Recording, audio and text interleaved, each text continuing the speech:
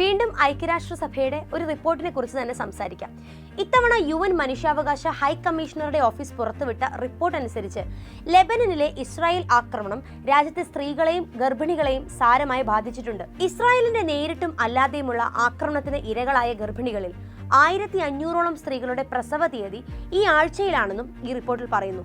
അതുമാത്രമല്ല, ഇതിനു പുറമെ അഭയാർത്ഥി ക്യാമ്പുകളിൽ കഴിയുന്ന ലെബനൻ സ്ത്രീകൾ ലൈംഗികമായ ചൂഷണങ്ങൾ നേരിടാൻ സാധ്യതയുണ്ടെന്നും ഈ റിപ്പോർട്ടിൽ പറയുന്നുണ്ട്. സ്ത്രീകൾ മാത്രമല്ല, ലെബനനിലെ ഭിന്നശേഷിക്കാരും ഇസ്രായേലിന്റെ ആക്രമണത്തിന് വളരെ വലിയ രീതിയിൽ തന്നെ ഇരകളായിട്ടുണ്ട്. ഇതുവരെയുള്ള UNന്റെ കണക്കുകൾ അനുസരിച്ച് ലെബനനിലെ 8,80,000 ആളുകൾ കുടിയിറക്കപ്പെട്ടു.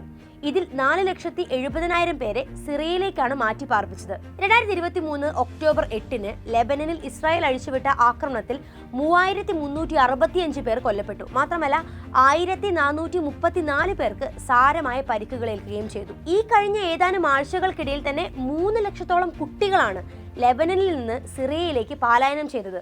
നിലവിൽ ആക്രമണത്തിന് ബാധിതരായ മനുഷ്യർക്ക് ഉൾപ്പെടെ സംരക്ഷണം ഉറപ്പുവരുത്താൻ വേണ്ടി ആഗോളതലത്തിൽ നിന്ന് UN മനുഷ്യാവകാശ കമ്മീഷൻ $426 ദശലക്ഷം ആവശ്യപ്പെട്ടിരുന്നു.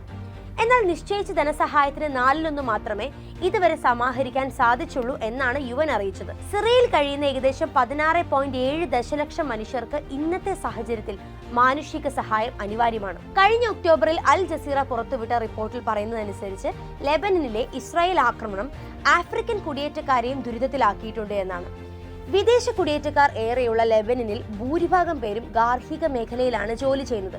അതുകൊണ്ട് തന്നെ ഏകദേശം 17,500 മുതൽ 2 ലക്ഷത്തോളം വിദേശികളാണ് ഗാർഹിക മേഖലയിൽ അവിടെ പ്രവർത്തിക്കുന്നത്. ഇവരിൽ തൊഴിലും കിടപ്പാടവും നഷ്ടമായ ആഫ്രിക്കൻ കുടിയേറ്റക്കാരിൽ ഭൂരിഭാഗം പേരും എത്യോപ്യയിൽ നിന്നുള്ള ആളുകളാണ്. ആക്രമണങ്ങൾ തുടരുന്ന സാഹചര്യത്തിൽ പല തൊഴിലാളികളോടും സ്വന്തം രാജ്യത്തേക്ക് മടങ്ങിപ്പോകാൻ അതത് എംബസികൾ കഴിഞ്ഞ 1 വർഷമായി ആവശ്യപ്പെട്ടുകൊണ്ടേയിരിക്കുകയായിരുന്നു. ലെബനനിലെ നിലവിലെ സ്ഥിതി കൂടുതൽ വഷളാകാൻ കാരണം സെപ്റ്റംബർ 27 തെക്കൻ ബെയ്റൂട്ടിൽ നടന്ന ഇസ്രായേൽ ആക്രമണത്തിൽ ഹിസബുല്ല നേതാവ് ഹസൻ നസറുല്ല കൊല്ലപ്പെട്ടതാണ്.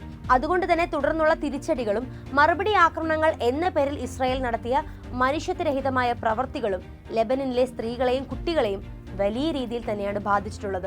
ഇത് അന്താരാഷ്ട്ര മനുഷ്യാവകാശ സംഘടനകൾ ചൂണ്ടിക്കാട്ടിയിട്ടുമുണ്ട്.